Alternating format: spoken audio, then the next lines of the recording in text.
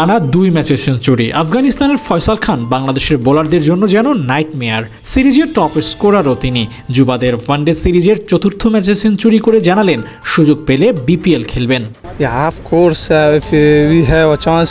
হ্যাঁ, অবশ্যই আমরা বিপিএলে খেলতে চাই।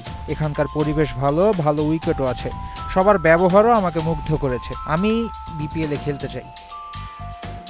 ফয়সাল খান একাই না, দলটিতে বেশ কিছু তারকা আছে যারা বাংলাদেশ প্রিমিয়ার লিগে খেলতে চায়। তবে এর আগে বিশ্বকাপের প্রস্তুতিটাও নিতে চায় আফগানরা। সব ঠিক থাকলে জানুয়ারিতে মাঠে গড়াবে বিশ্বকাপ, আর এর আগে বিপিএল খেলতে পারলে সেটি হবে বোনাস।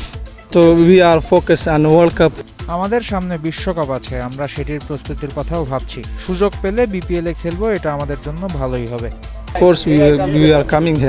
বগুড়ায় প্রথম ম্যাচ হেরে আসা আফগানরা রাজশাহীতে হারের মুখ দেখেনি। ব্যাটিং ফ্রেন্ডলি উইকেটে টস জিতে টাইগারদের ফিল্ডিং করতে পাঠানোর সিদ্ধান্তটাই ওদের এগিয়ে রেখেছে। পরপর 2 ম্যাচে আফগান বোলারদের সামনে খাবি খেয়েছে বাংলাদেশের টপ অর্ডার। অন্যদিকে ইকবাল ইমনদের নাকের ডগা দিয়ে ফয়সাল খানরা ধুমধুমার ব্যাট চালিয়ে গিয়েছেন। আর এটাই যে শঙ্কার বিষয়, ঘরের মাঠে সিরিজ হারতে পারে এশিয়ান চ্যাম্পিয়নরা। হয়তো আমাদের টপ অর্ডারটা ফল করার কারণে হয়তো বা এই পিসের ব্যাটসম্যানরা যদি একটু দাঁড়াইতো বা যদি মিডল অর্ডাররা যদি একটু দাঁড়াইতো তাহলে আমাদের জন্য আরও ইজি হয়ে যেত। ওদের বোলিংটা কেমন? ওরা যেভাবে বোলিংটা ওদের আমি বোলিং করবো যে স্পিন ওদের ভালো, অবশ্যই ওদের অফ স্পিনার আছে, ক্রাম বলার, ও অনেক ভালো বলার ছিল।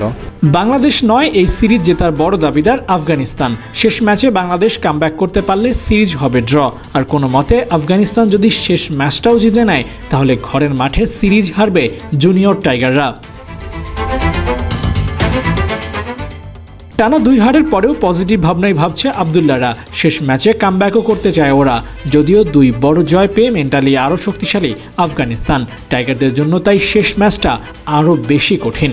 না, ব্যাক টু ব্যাক হারে কিছু না, ওরকম টিম আলহামদুলিল্লাহ ভালো আছে, সবাই ভালো, পজিটিভ থিং সবার কাছ থেকে। তো আশা করি ইনশাল্লাহ নেক্সট ম্যাচ ভালো হবে। আবু নাইম, 71, রাজশাহী।